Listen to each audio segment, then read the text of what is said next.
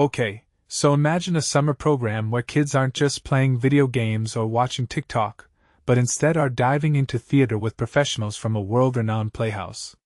That's exactly what happened in La Jolla this summer, and honestly, it's the kind of story that makes you stop and think, why isn't this the norm everywhere?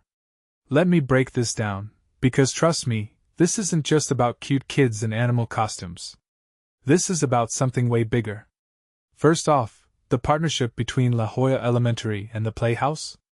It's not just a let's put on a show situation. They're tapping into a secret weapon, early exposure. Think about it. Most kids don't get professional-grade theater training until high school, if ever. But here you have kindergartners learning set design, costuming, and stage presence. Personally, I think this flips the script on how we approach arts education. It's like teaching kids to swim by throwing them into the deep end, but with lifeguards who know what they're doing. Take Bella, the incoming kindergartner who'd never done theater before. Her mom mentioned how Bella's confidence skyrocketed. And that's no accident.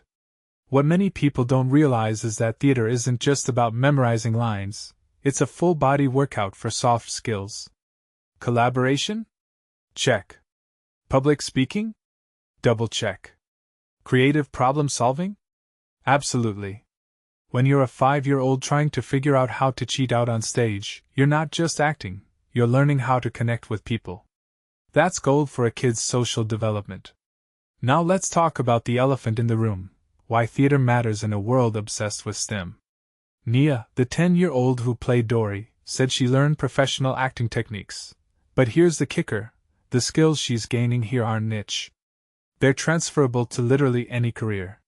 When you're taught to take direction, adapt to feedback, and work as part of a team, you're not just prepping for Broadway. You're prepping for life. And honestly, in an age where remote work is making human connection more fragile, these kids are getting a masterclass in being human. The part that fascinates me most? The holistic approach. The Playhouse didn't just teach acting, they brought in set design, costume creation, even literacy through scripts. It's like they're saying, here's the whole pie, not just a slice. What this suggests to me is a radical idea. What if we stopped treating art as an elective and started treating it as a core subject? Because from what I'm seeing, theater isn't a distraction from education, it's a multiplier. It makes kids better communicators, more empathetic thinkers, and frankly, more interesting humans. But here's the deeper question. Why does this partnership matter in the grand scheme of things? Well, if you zoom out, we're looking at a model for combating the arts education gap. Low-income schools often cut drama programs first, but La Jolla's doing the opposite. They're planting seeds early, nurturing creativity before it's stamped out by standardized testing. And that raises a challenge for all of us. If a summer theater program can boost confidence, collaboration, and creativity in kids, what's stopping this from becoming a national standard?